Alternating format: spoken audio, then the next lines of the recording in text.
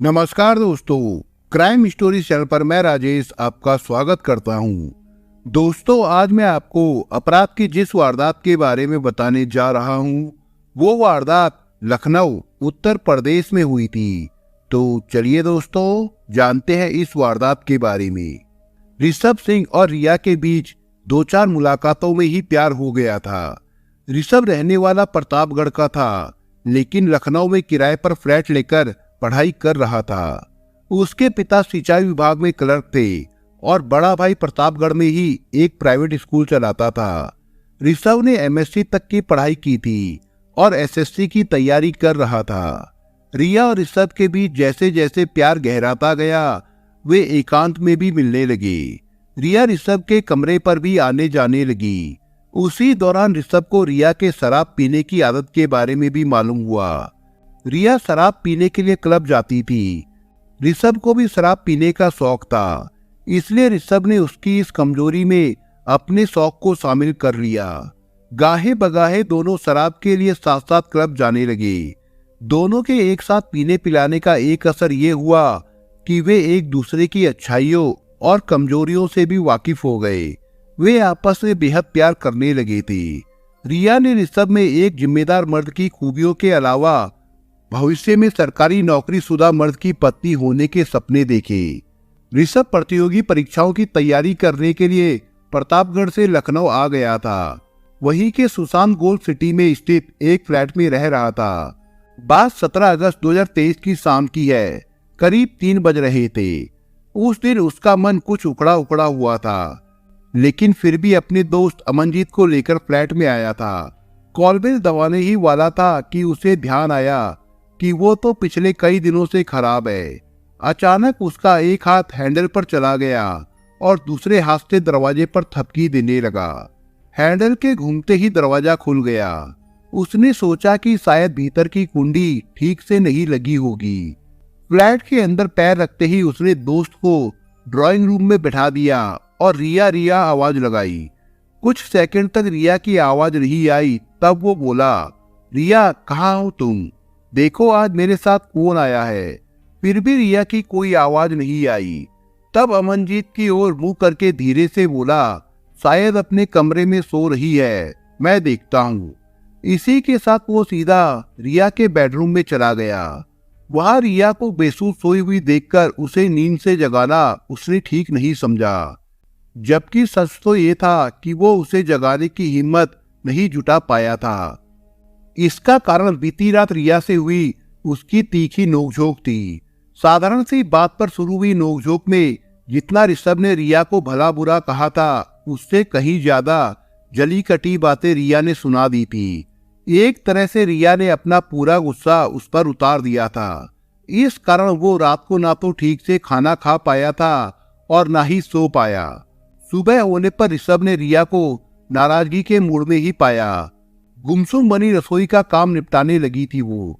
इस दौरान ना तो ऋषभ ने रिया से एक भी शब्द बोला और ना ही रिया ने अपनी जुबान खोली।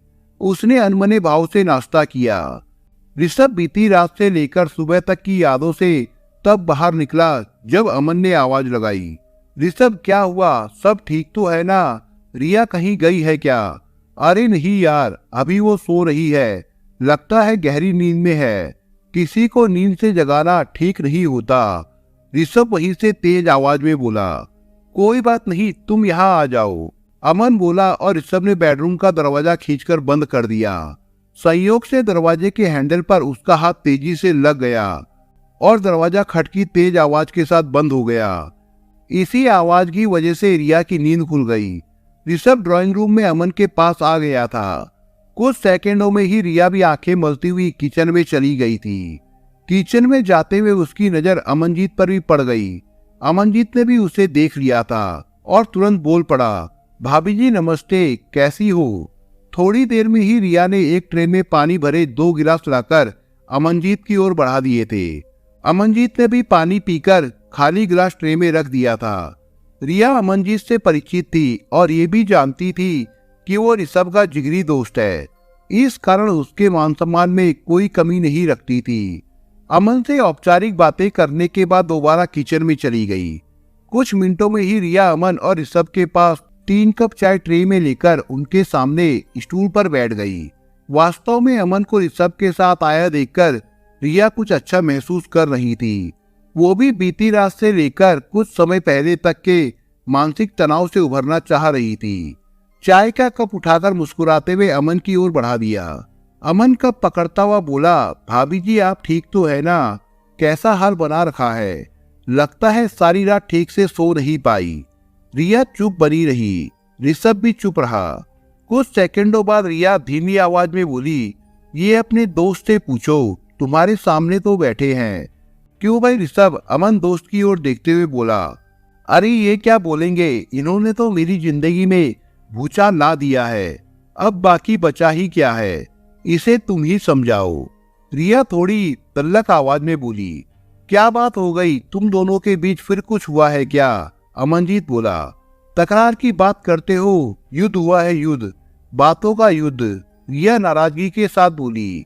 थोड़ी सांस लेकर फिर बोलना शुरू किया, कई साल मेरे साथ गुजारने के बाद कहता है कि शादी नहीं कर सकता।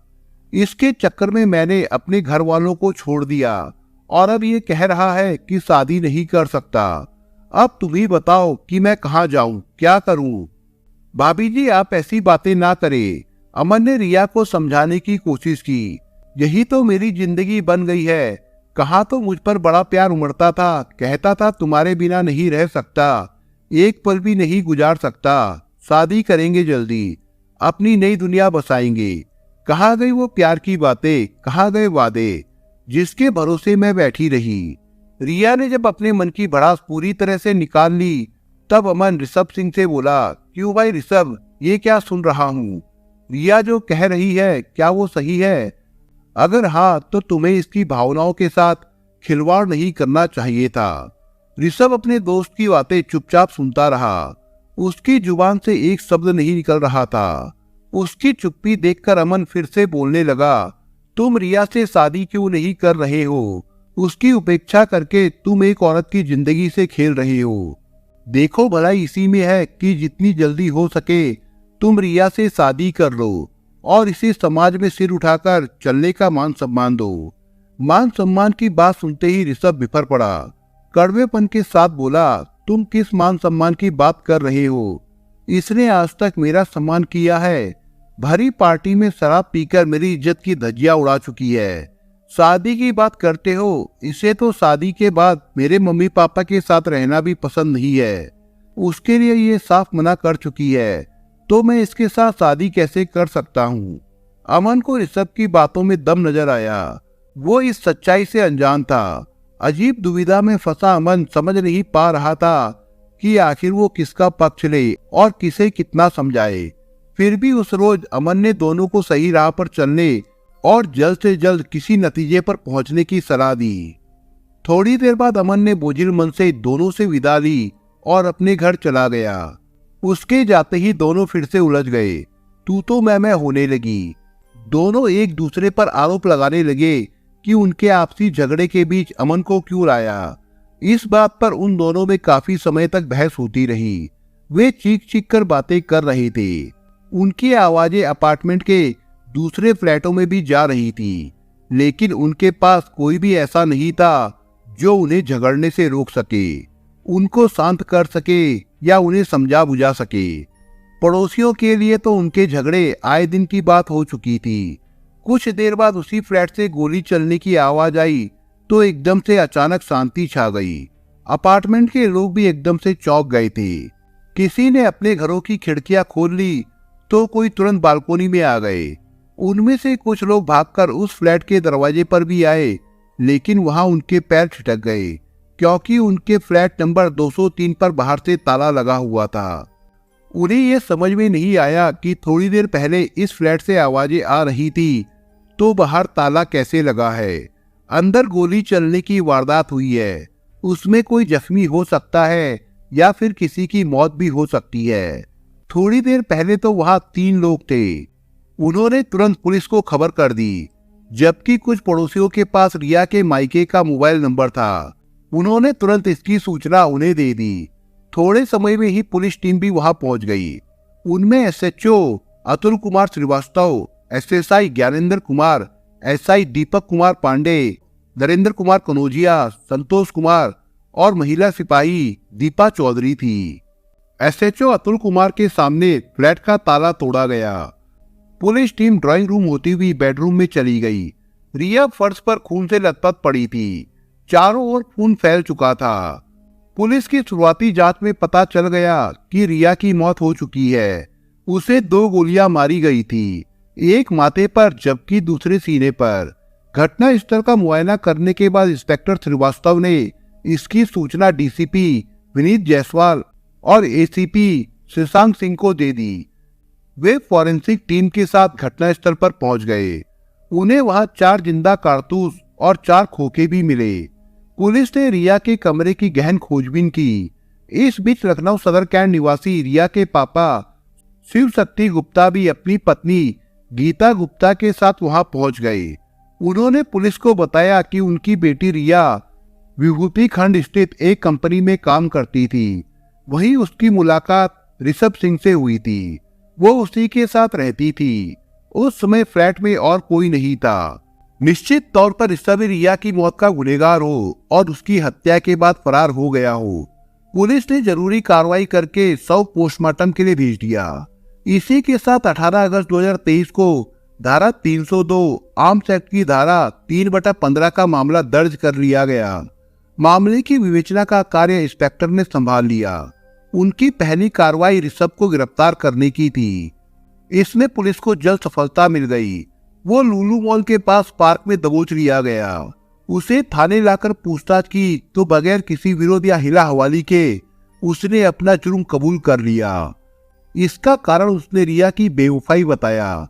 इस मामले में ऋषभ के दोस्त अमनजीत का नाम भी शामिल हो गया था।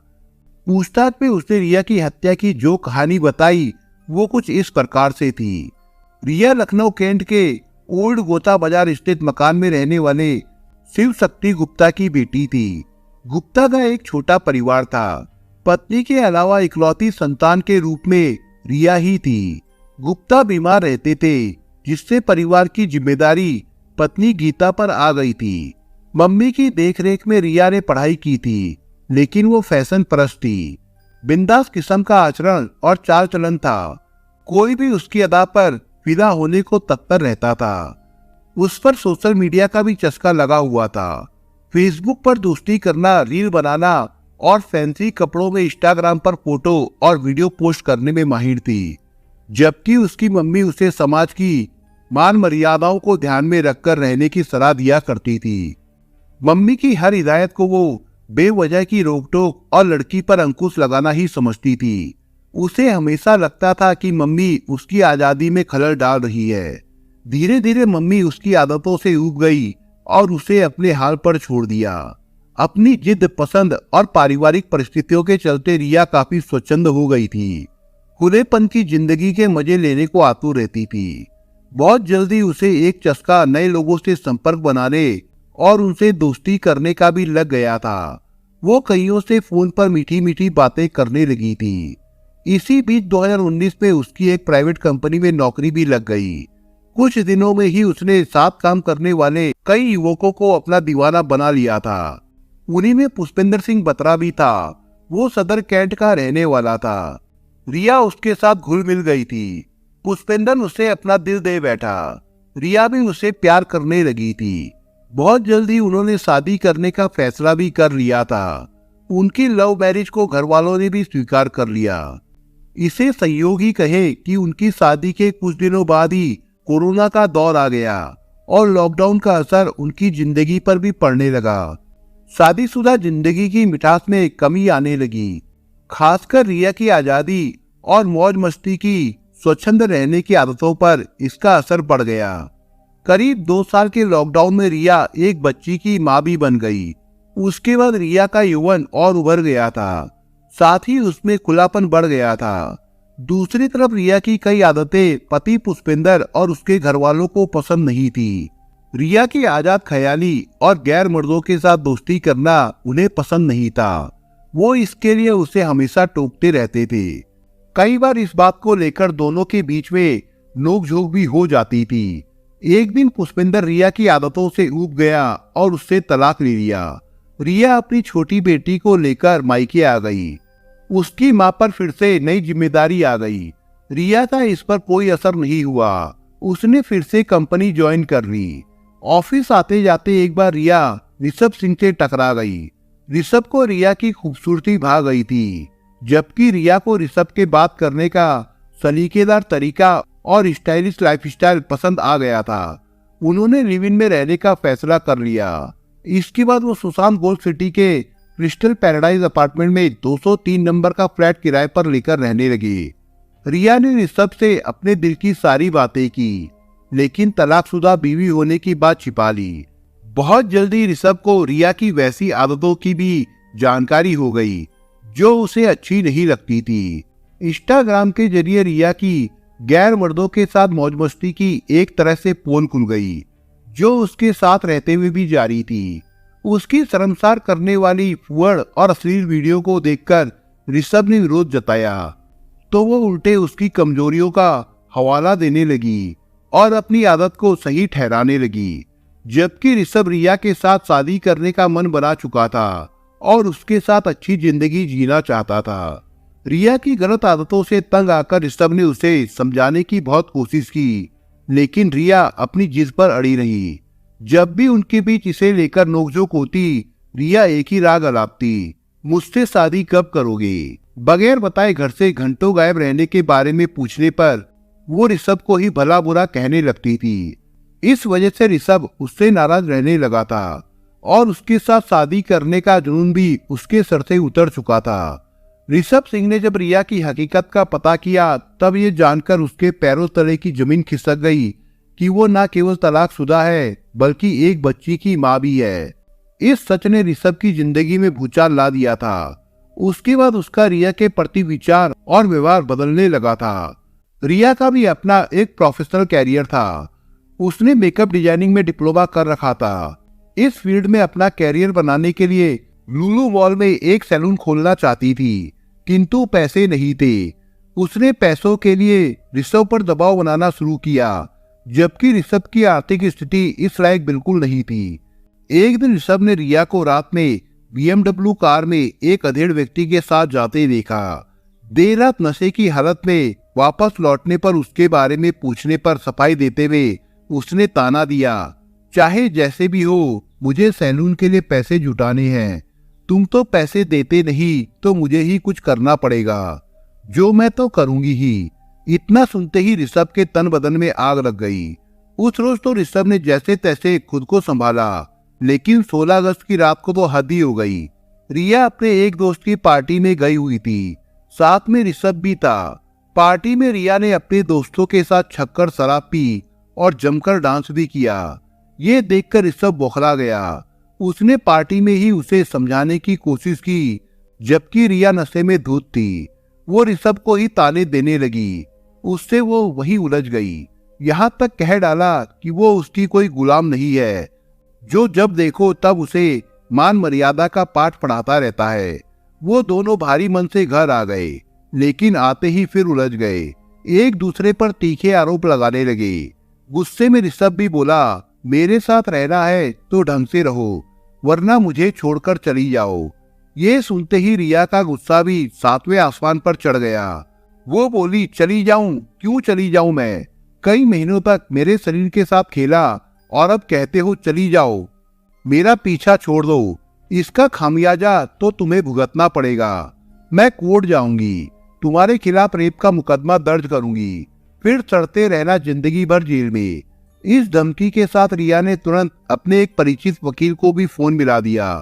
रोती हुई बोलने लगी, ऋषभ की शिकायत करती हुई उसके खिलाफ तगड़ा केस बनाने को बोली। ये सुनकर ऋषभ बुरी तरह से घबरा गया। उसे मालूम था कि एक बार शिकायत दर्ज हो गई तो उसकी गिरफ्तारी तय है और उसकी जमानत भी नहीं होगी। उस रात वो सो भी नहीं पाया और सुबह होते ही सीधा अपने दोस्त अमनजीत के पास चला गया। उसे रिया के बारे में सारी बातें बता दी। अमनजीत ने ऋषभ सिंह को शांत रहने को कहा और रिया को समझाने के मकसद से उसके घर आ गया, लेकिन बात नहीं बनी। जबकि उसने दोनों को काफी समझाने की कोशिश की।